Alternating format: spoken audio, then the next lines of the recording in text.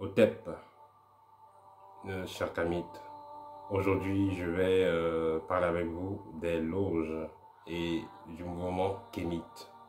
Quelle est la différence entre le mouvement Kémit et les loges? Et quelle est la philosophie de notre école initiatique? Généralement, les loges je parle ici des loges occidentales, pas les loges occidentales que vous allez voir qui sont bien implantées en Afrique, Formation Rose-Croix, Unity, Opus Dei, tout ça. La plupart de ces loges-là que vous allez trouver en Afrique sont des loges qui sont issues de ces pays occidentaux-là. Donc, je vais prendre le cas de la France. Vous voyez le travail que la France fait en Afrique. C'est en Afrique centrale.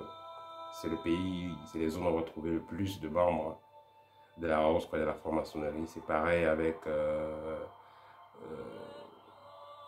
l'Amérique latine, donc Haïti, et les pays de France d'outre-mer, Martinique et tout ça.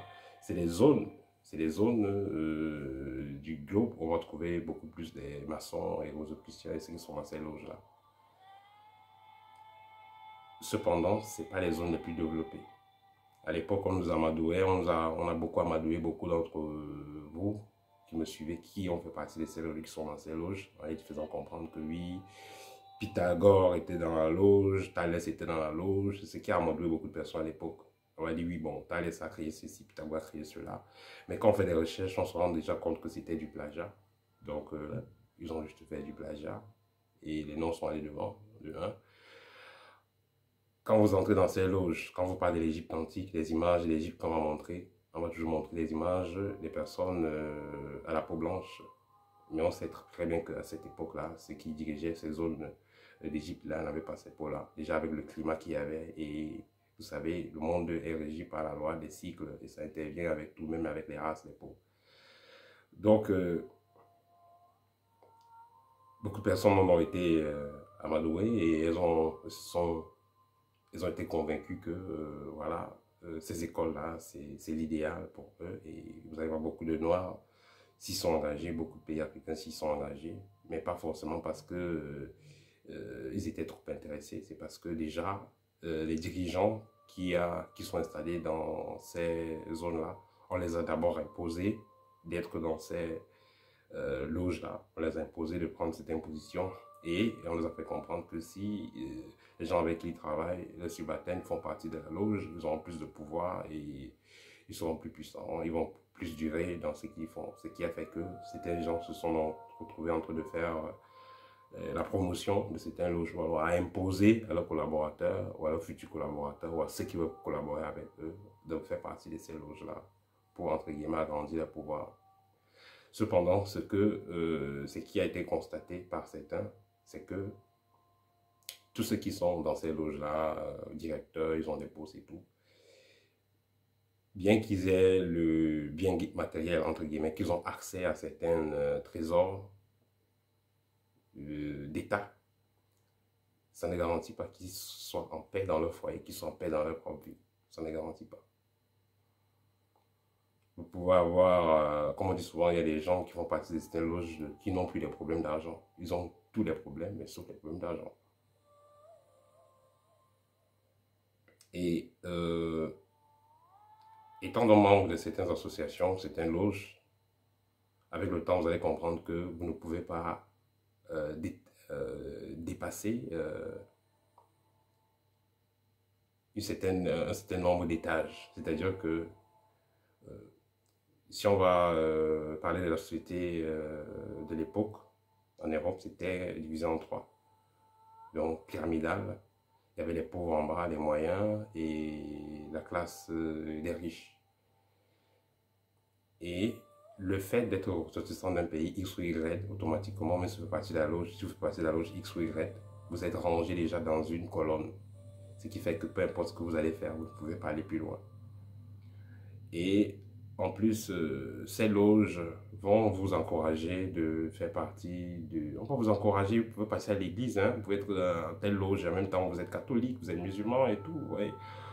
Il n'y a pas de contredit par rapport à ça. ils vont de pair. Parce que quand je parlais de Jésus, de Marie, des anges, vous voyez, c'est comme blanc, bonnet blanc, bonnet blanc.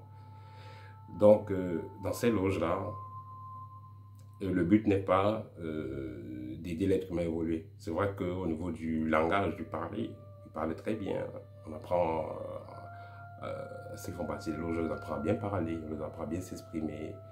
Ils vont toujours parler du bien de l'humanité, aider, transformer l'humain, l'élévation de conscience et tout. Mais quand vous allez dans la profondeur, vous allez voir que ce n'est pas ça. Vous allez voir les gens qui sont dans telle ou telle loge depuis 10 ans, depuis 15 ans, mais au niveau technique, ils ne maîtrisent pas grand-chose à part vampiriser.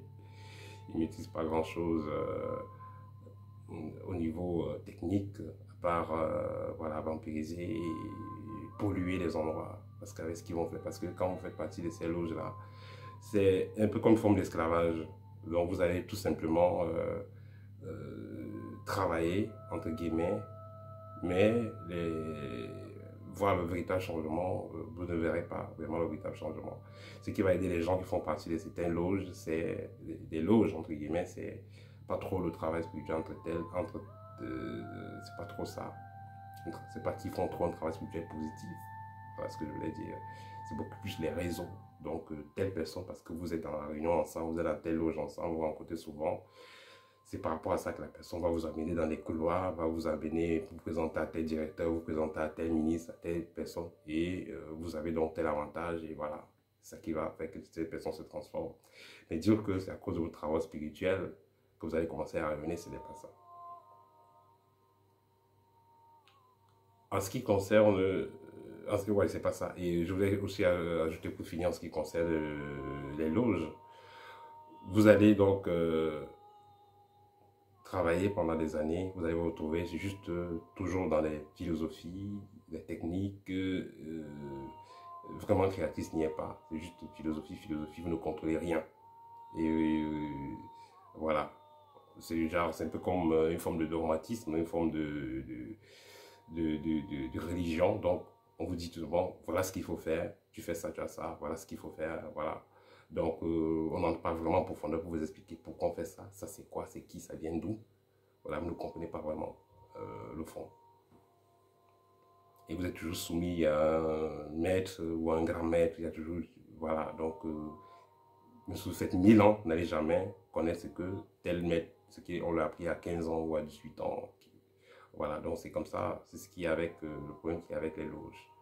Tandis que dans le mouvement kamite, ce n'est pas ça.